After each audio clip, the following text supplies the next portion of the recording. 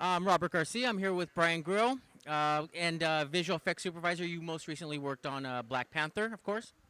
Yep, just worked on Black Panther and worked on a couple other Marvel films, Avengers, Iron Man 3, and Captain America Winter Soldier. So with Black Panther is a huge, huge movie. It surpassed everyone's expectations. Everyone loves it, from the art to the visual effects. Can you tell us what was one of the most challenging aspects of doing Black Panther technically, as far as visual effects? Well, for us, our sequence was to create warrior falls. So in uh, anytime dealing with water or waterfalls, it's a little bit more challenging. And not only were we just doing one waterfall, but like a whole canyon full of it.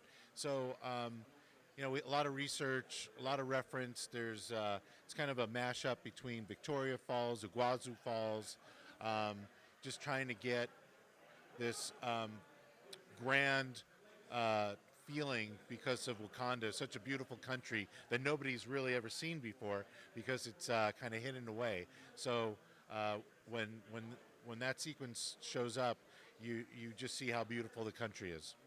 So, as the visual effects supervisor, you're basically on board with the project for the most part from the beginning, and working with previs. So right from the beginning, how close do you work with the director to achieve his vision of some sequences where are there times where you say that may be a little bit more challenging than we can do, or how does the work relationship from the beginning like with the director?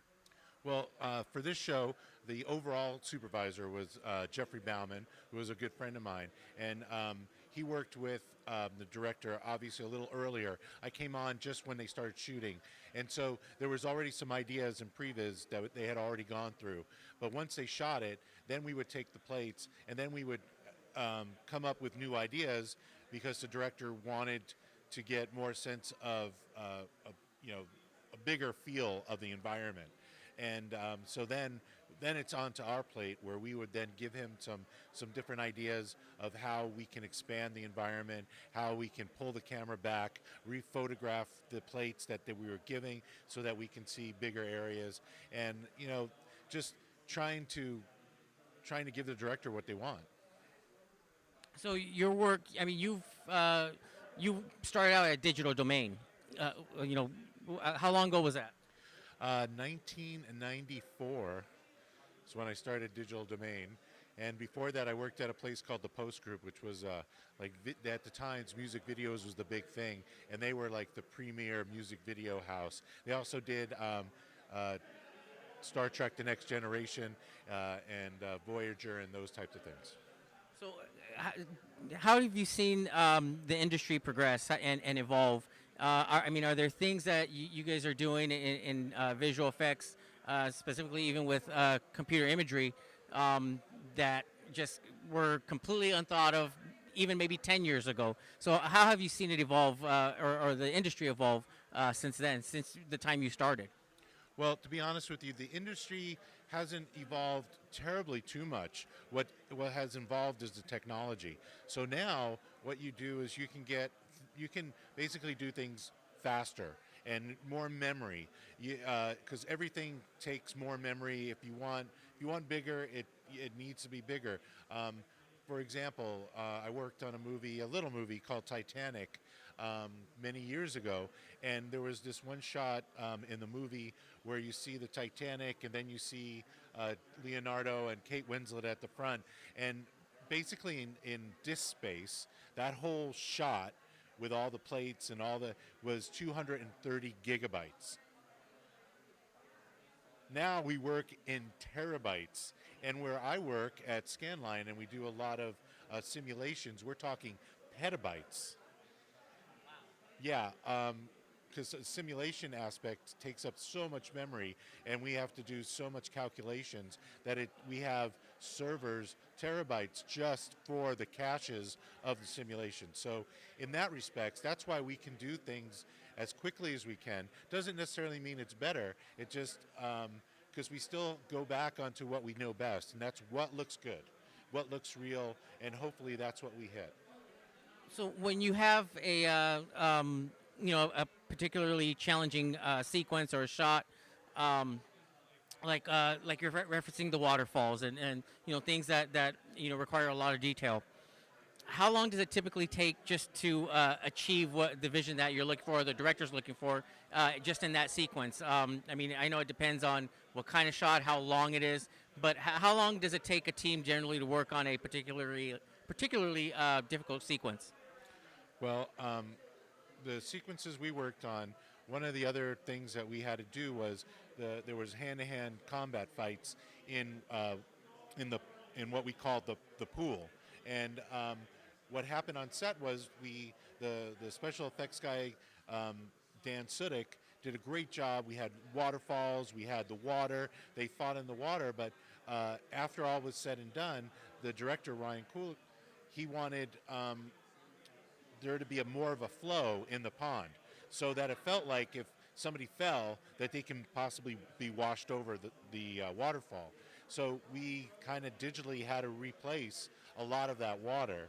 So we're talking about teams of anywhere between 3 and 5 specialists who do the water, and then we have once the water simulations, then it goes to lighting, and then from lighting it goes to compositing. So at any given time, we had up to 100, 125 people working, over a course of 8 months to do those sequences, and terabytes and petabytes of hard disk space. And memory. Yeah. So we'll go back to maybe early in your career, just prior to getting into this industry.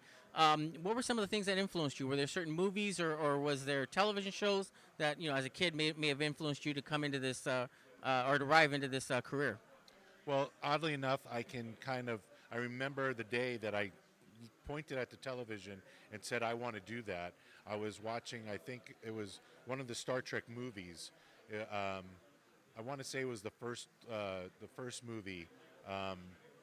And there was a scene where this big alien thing was coming towards the Earth, and they were trying to blow it up, and there was this electricity that went around it, and I'm like, whoa, how did they do that? And I kind of made a choice and said, I want to learn how to do that. And then from that point, I just kind of tried to find an avenue to kind of learn that, and started with going to the UCLA extension courses and just kind of getting a background on film and visual effects and post-production. And then I got a job at that post house. I was telling you about the post group, and literally that was my my college years, so to speak. I was there for 6 years, started answering the phones, and then worked my way up till I got to the point where now I was a technician, so to speak. And then from that point on, was able to go to places like Digital Domain, where I was there for 14 years, and working on movies like Titanic, Apollo 13, and Clint Eastwood, Flags of Our Fathers. So, yeah, nice broad scope. But the best part, though, was when I was working at the Post Group as an assistant, we were working on a TV show called Quantum Leap. And just so happens the visual effects supervisors that were in the room, we started talking like, how did you get in this business? And I told them that defining moment, and they looked at each other and they said, we did that. Wow. So they had worked, and they explained how they did the visual effect, and I was just blown, and I knew that I was doing what I should be doing, because to finally get to the point where those guys are sitting in the same room with me, not knowing, and then to tell them that story, and they were blown away. So it was for you personally. It was like just coming full circle, Well, being in the same room. Now I knew I had to take it to the next level. I'm meant to do this. Brian Grove, thank you so much for your time. Congratulations again on Black Panther and all the work you guys did. The sequences and the shots were great. Thank you so much for your time. Cheers. Nice to meet you. Bye. All right, Robert Garcia here with Nuke the Fridge. I'm with Mike Hollingsworth, Supervising Director of BoJack Horseman. Sir, how are you today? Wonderful. So you've been here at WonderCon before, or actually, have you made your rounds before here at WonderCon? I'm a WonderCon virgin. Wow, so this is your first time, huh? This is my first WonderCon, yeah. Have you done San Diego Comic-Con? I have. It's crazy. Yeah. This is kind of the precursor to San Diego Comic Con, of course. Yes, I could feel it. It's in the air. It's electric. Comic Con is coming next. Right. Everybody's just here. This is just kind of like foreplay. This is WonderCon, Comic Con foreplay. Like the night before, right? Yes, this is the night before. Well, your wife or husband or whatever houseplant is a very lucky person or plant. If you start your foreplay the night before, Right. you put in work. That's my thought, right? So tell us what you do. I mean, we know you're the supervising director of BoJack Horseman, but what are your day-to-day activities when you're working on the show? As a supervising director, I supervise the whole process from storyboards all the way into editorial and basically bring the script to life. And that includes everything from writing little dialogue to patch things up, creating little characters to fill in the gaps, sometimes voicing those characters, all the way to like fixing blinks on character turnarounds. And yeah, so like from the macro all the way down to the blink micro. So, really quick before we move on, you were talking about your shirt. Can you comment on your shirt? Because that's probably one of the coolest shirts I've seen here at WonderCon. This shirt was designed by Lisa Hannawalt, our production designer and producer on BoJack Horseman, and the creator of the upcoming Tuca and Birdie for Netflix, which I'll also be the supervising director of. And it's like all of her art, it's deliciously dirty with little peepees and buttholes and all sorts of nasty niceties. Nice. Well, can you tell us a little bit about Tuca and Birdie that's going to be coming up on Netflix? Yeah, it's a show we're all really excited to work on. It's a lot of the team from BoJack Horseman, including, I'll be the supervising director of it. It's created by Lisa Hannawalt, the art director of BoJack Horseman. The writing is being supervised by Raphael Bob Waxberg, the creator of BoJack Horseman, and with amazing voice talent, just like BoJack has. Of course, with Tiffany Haddish, hot off the Oscars, starring in the show. And we just did the very first table read with all the voice actors, and it was like being a front row of like the hottest comedy show in town. Yeah, we're all really excited. So, do you know when that's coming yet? Do you know when do we have a set date for as far as a premiere yet? I know it's a little bit down the pike, but yeah, just if we have any info on it. Whoa, cool your jets. The first storyboarders just started on Monday. Oh yeah, we got a little ways to go, but no, we're excited for it. So yeah, we'd love to cover it and talk about it once we're there. But we'll get back to BoJack Horseman. So with it being on Netflix, what's coming up for the season? My 12-year-old daughter found it. Yeah, and she tells me right away. But I didn't see all of it, Dad, and I could see that it was. Well, there's certain things that I try to monitor with her, but she kind of escapes with. But what can we look forward to in future episodes with BoJack Horseman? One of our favorite shows. Your 12-year-old daughter can look forward to more alcoholism, more depression, and maybe some suicide. There's no suicide, but just the alcoholism and the pill popping. Oh, okay, that's cool. That's acceptable. And depression. So the cast is back. Your voice cast is back. Anything changing? Anything that's that would be a surprise to viewers? We're just really building on the success of our first 4 seasons. I think we're really hitting our stride. We love all of your Halloween costumes. Send us your BoJack Halloween costumes. It's so great sitting around with Lisa and Raphael, and we were just kind of like, you. It's like when you put stuff up on Instagram, we see it. We're like scrolling through Instagram, looking at all these amazing Halloween costumes, and I saw 2 Princess Carolyns here today. So yeah, we're just continuing to build on the success of those seasons. Now, as far as some of your personal animation, your personal work, what can you tell us about that, and where can we find it? You can find me on Instagram at Stuffed Animals with 3 Fs. It's stuffed with Fs. And yes, I just made a music video for the band Yacht for their song Hard World. You could find that online. I'm also the producer of Picture This in Los Angeles, San Francisco, and New York. It's a live comedy show that combines live animation with stand-up comedy. And I'm the Los Angeles producer of Loop de Loop, a bi-monthly animation challenge where animators from all around the world all kind of jam on one topic, and in the end, we end up with a hour-long kind of video of 100 films on one topic. And so everybody submit to loopdeloop.org. Right. Now, before I let you go, what do you think it is about animation that kind of, gets to people there?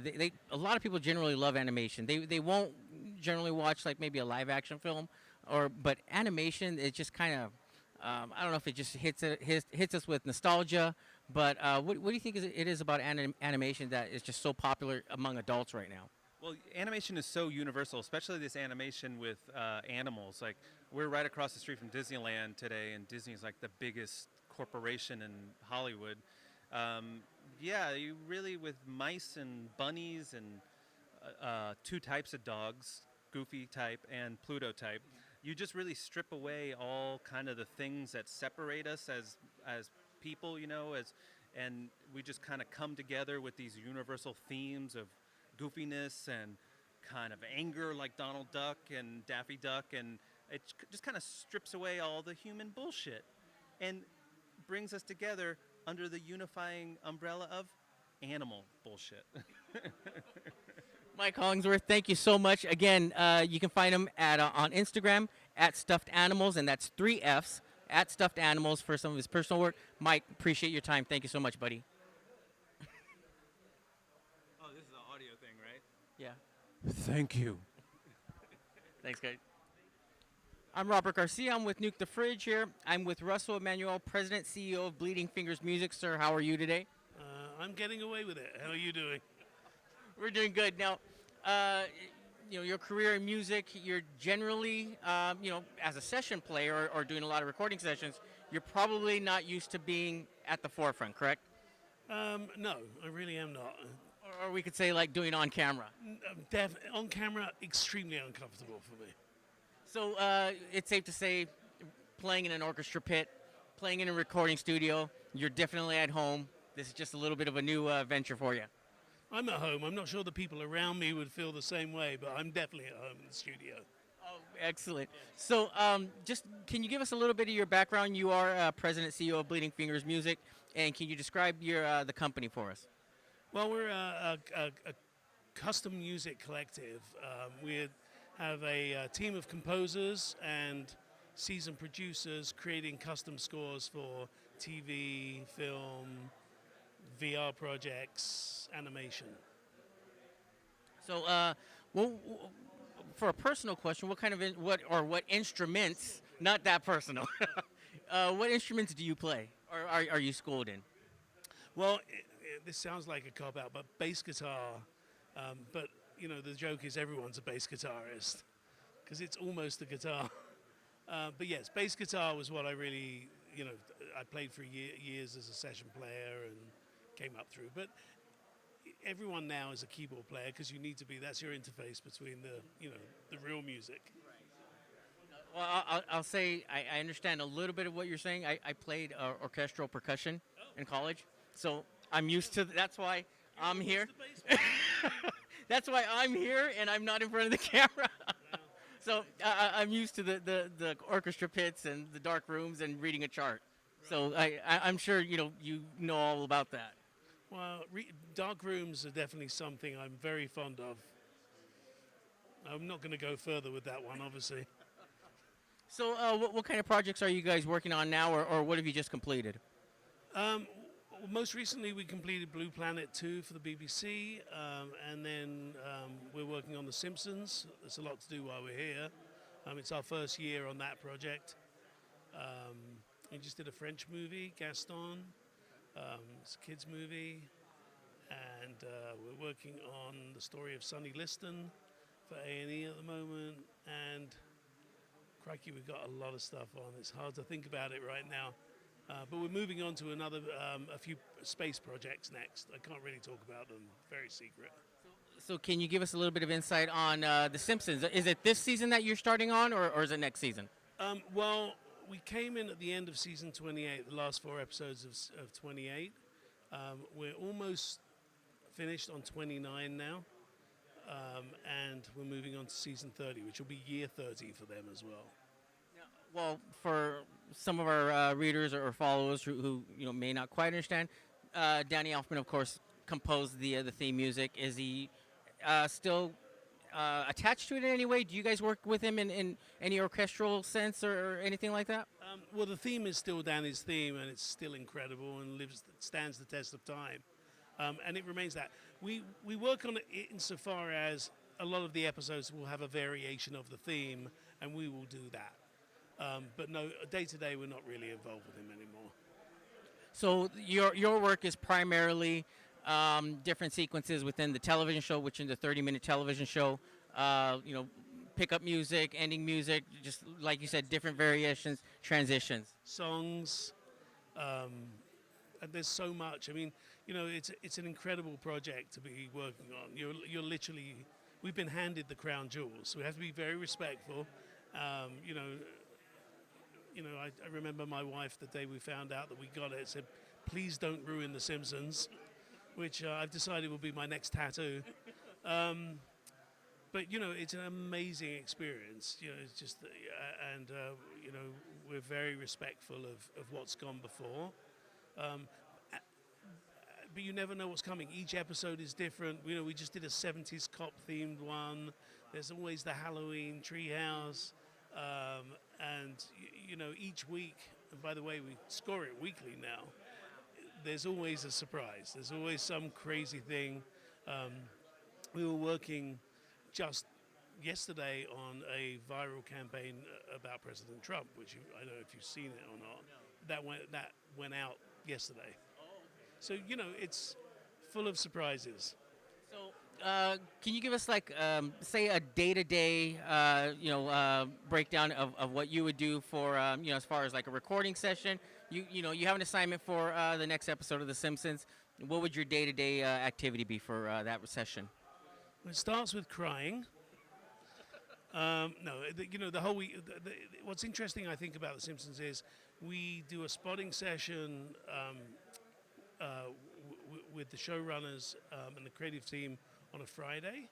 We have to score, get everything ready, mock-ups, and be ready to record 7 days later. So we do the orchestral recordings. So you're literally doing an episode a week.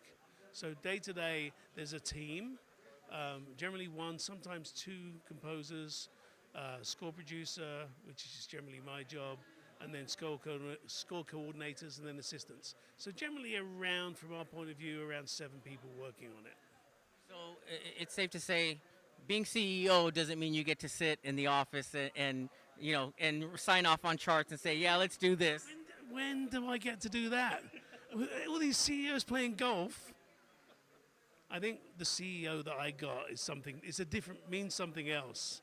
You're the CEO in the trenches, basically. Well, theirs has chief in it. Mine has, what could it be? I'm not sure. Yeah. Caretaker, maybe. Yeah. Russell, we appreciate your time. Congratulations on getting The Simpsons. We look forward to hearing everything that you and your production staff have to do. It's Russell Emanuel, CEO, Bleeding Fingers Music. Thank you, sir, for your time. Thank you very much. Congratulations. Thank you. Peter Brown. All right, I'm Robert Garcia, here with Nuke the Fridge, and I'm with Peter Brown, sound designer, supervising sound editor from Formosa Features. Sir, how are you? I'm doing very well, thanks. So, can you just, for our readers and everybody who's watching the video, can you just give us a little bit of a background of, your daily work, working on various projects, various movies, from Star Trek Beyond, Paranormal Activity, which is one of my favorite movies, by the way, Paranormal Activity. So just give us a day-to-day breakdown of generally what you're doing. Well, each day we usually are working in a dark room without other human beings too nearby, and we're moving little tiny dots of sound, little boxes of sound around on a computer, syncing them up with the picture. So what would you think, or what would you say would be like the most challenging part of your job when working on a different movie or project? You know, our work is very specialized. We're doing things with sound and a lot of different technology. But I think, in a very real sense, it's no different than any other job in the service industry. At the heart of what we do is we talk to human beings, the director, the picture editor. We find out what their vision is, and then we try to put that into action. So we're really translating. We're translating what one human says and turning that into sound, something that's invisible. So as the supervising sound editor, how far along in the project do you start? When does your role begin? Do you start from the very beginning of a project, of a movie or a television show, and then you generally see the whole project through?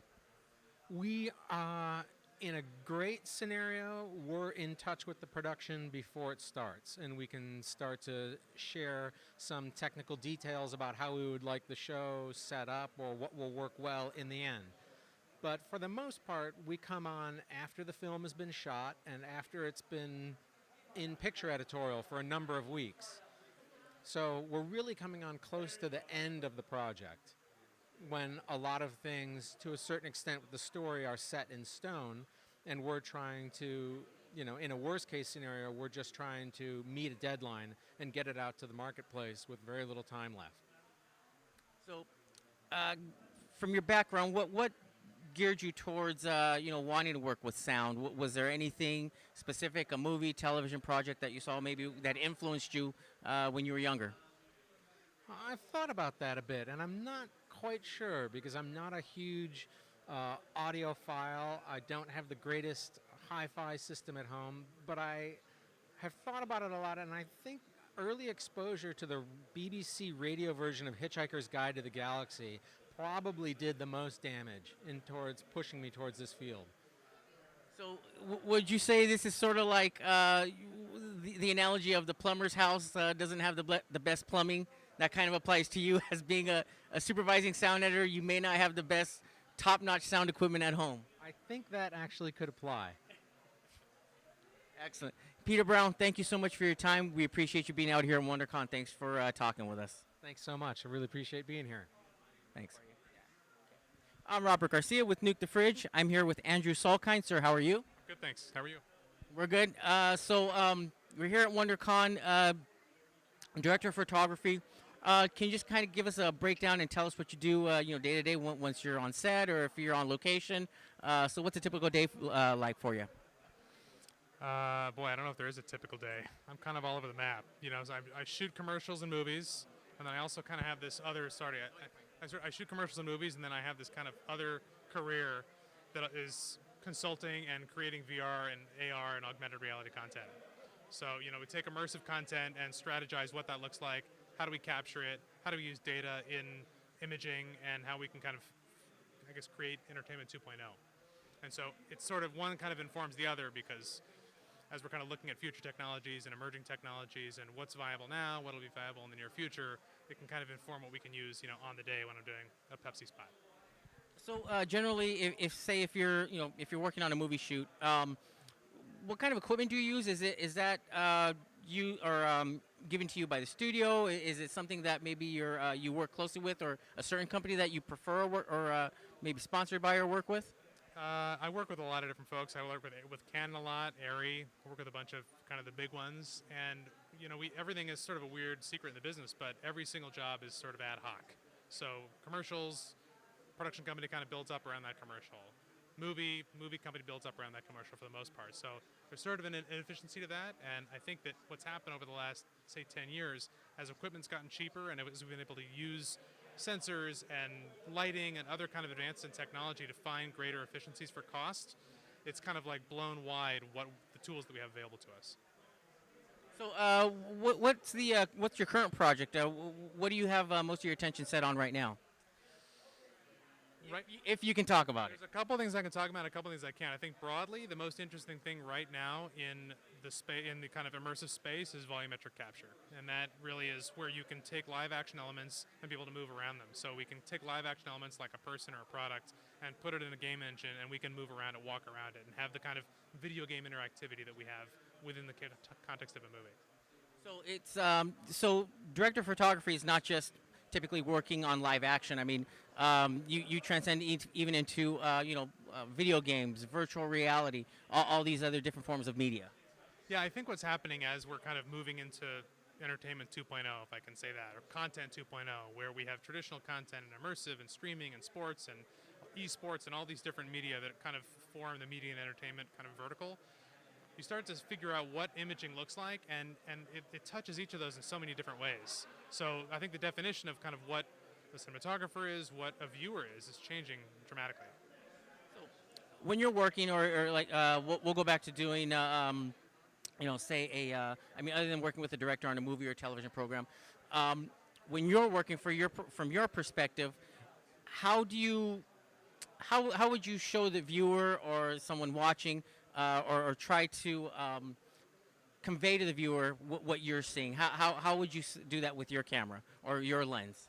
That's a good question. In the immersive space, viewing is one of the biggest challenges. So you can either pick kind of the rectangle, kind of like the traditional version of what we've been used to seeing. You can have a kind of panel of monitors. We put monitors in a circle, watch in a headset. But one of the hang-ups in that new immersive space is how can we render in real time? Can we kind of see what we're rendering out, layering kind of CG backgrounds and live action foregrounds at the same time, and see it with short enough latency that it's valuable, that we can actually understand what we're looking at. So there's a project we're working on right now. We have like a 1.5 second latency, and it's like, we have to wait. It's sort of getting better by the day.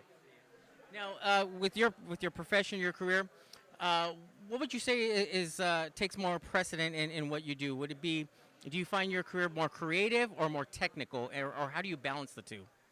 I'm kind of right in the middle. I really feel like I think that's why I'm so split, because I still shoot and love it, and I kind of consult and help strategize and oversee projects and love that too. But I think the key is that as we're entering kind of a new era of imaging and experience, kind of, I think we sort of came from the film and television advertising world, and then there's sort of the gaming world, and now we've kind of moved through the information world, which is where kind of Google and Amazon have been able to kind of utilize that data, and Netflix. I think now we're kind of moving into the exponential era, where we take that data, we take the traditional stuff, and we kind of carry it through, and we kind of create a product that we can engage with. And I think it really sits right on the line of creative and technical. So, for somebody who's watching, it could be a young viewer who's looking to get into this type of field, into this type of career. What would be your suggestion as far as schooling, as far as training, as far as teaching oneself as well? What would be your suggestion? I think it's easier than ever before. I think the doors sort of open wide. We're starting to democratize who has access to what and who can tell stories that you can shoot with any camera out there and still have a quality image. And I think, play some video games so you understand what interactivity looks like. Watch a ton of movies and kind of build that future for yourself. And I think it really all comes down to storytelling. It doesn't really matter who you are, where you are. It's all about finding that authentic core narrative, or else I think it's a flat. I think it's a hollow project without having some kind of purpose. Andrew Solkind, Scholkind, thank you so much for taking your time to speak with us. We really appreciate it. Thank you so much. I'm Robert Garcia, Nuke the Fridge. I'm here with Paul Lipson, Senior Vice President for Mosa Interactive. Sir, how are you today? I'm good, Robert. How are you doing? We're doing really good. You're here at WonderCon. You're Senior Audio Director at Microsoft Studios. Well, previously at Microsoft Studios. So your background is technical, audio. Give us a rundown of basically what you're doing, day to day when you're working on different projects or movies or television. What are your day-to-day activities? Yeah, well, I have an interesting background. I have a background in music and went to the New England Conservatory in Boston and, did my undergrad and my master's there, which is pretty cool. But then I kind of, games has always been, those have been the two pillars for me, right? So games and audio and music. I was at Microsoft previously for almost 5 years, working with some amazing people there, and now I'm here in LA with Formosa Group. And what's wonderful about Formosa Group is we have a lot of main divisions in every major screen. So we have a big features division. I was just on a panel here with Peter Brown, my colleague, who's an amazing sound supervisor and supervising sound editor. And so we do some major features like Dunkirk and Blade Runner. Mark Mangini won a great Academy Award for Mad Max a couple years ago. So we have an amazing features team, and then we have our broadcast team, and we're doing things like Game of Thrones and a lot of really incredible episodic content. And I run the interactive division, so we specialize in sound design and music and voiceover recording and spatial audio, all for interactive experiences. So I've been doing that now almost 20 years. So it's pretty exciting for most of the groups kind of engage that way. And then you asked me about my day-to-day. Well, I mean, we just try to work with some of the best clients in the world to make their audio sound like it's the best in the world. And we work with Sony PlayStation, we work with Xbox, we work with Nintendo, a lot of the main platform holders, and also the large third-party publishers like Electronic Arts and Activision. And on things like Uncharted, Call of Duty, Halo, that type of project. So that can cover everything from sound design and guns and magic to voiceover and performance capture and motion capture performance. And we also do a lot of music and scoring production as well. And then, of course, we wrap all that up with a really deep tools-based approach for developers. So we get all that stuff into the build. So it's marrying that content expertise and the tool set, because games is highly technical, and we kind of combine that for our partners, and it's working out.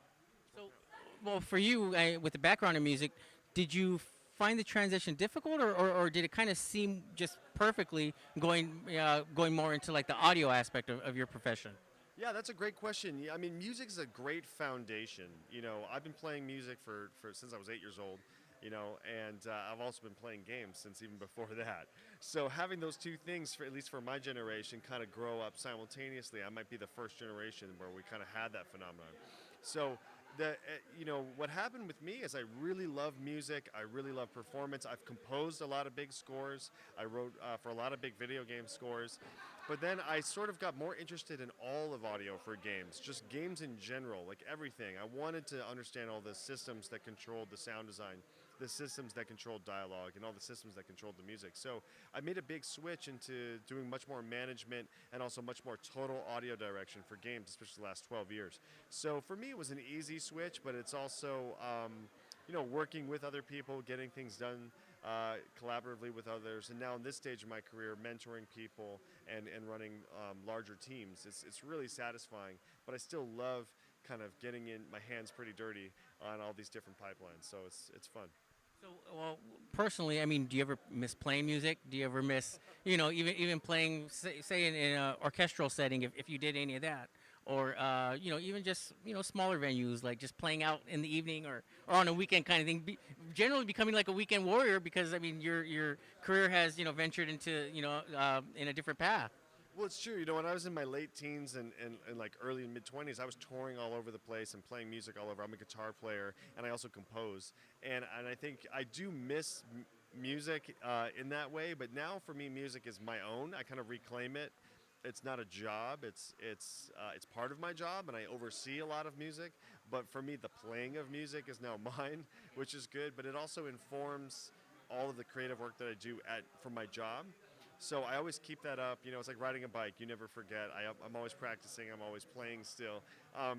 But I think that, it was a big transition. And I think anyone that's in a creative field, especially if you're a creative executive, and I would sort of consider myself that, I have a deep creative background. I spent years in training in that. But I also have grown a lot of business. I've run a lot of companies. I've managed a lot of large teams. And so I think the two kind of work hand in hand. And I kind of feel like I'm in this unicorn position, especially with Formosa Group, where I get to be creative, and I also get to help grow the business and help kind of expand the team. So it's very satisfying for me because all of my loves are kind of happening at the same time. Is there anything, any particular project that you're working on right now that you can kind of talk about or give us a little bit of insight on?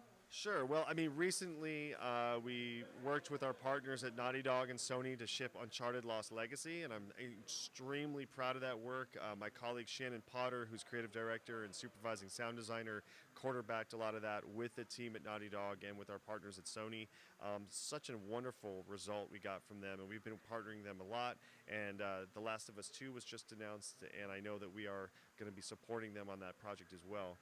That's very early days, can't say much beyond that, but we're happy to do that. We also work closely with the Sony team on God of War, and God of War is coming out soon.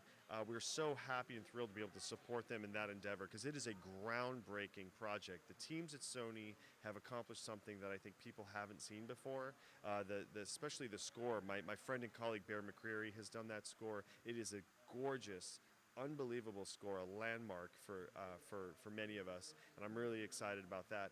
And our team was able to work with their sound design team and support them and do a lot of the core sound design with Mike Niederquell and with Dave Morant and with a number of the people over there who are driving internal sound design for God of War. So it was wonderful for Formosa to partner on that project, and it's not out yet, but it will be very soon, and we are so proud of that work, and just hats off to Sony for really taking some chances on that title.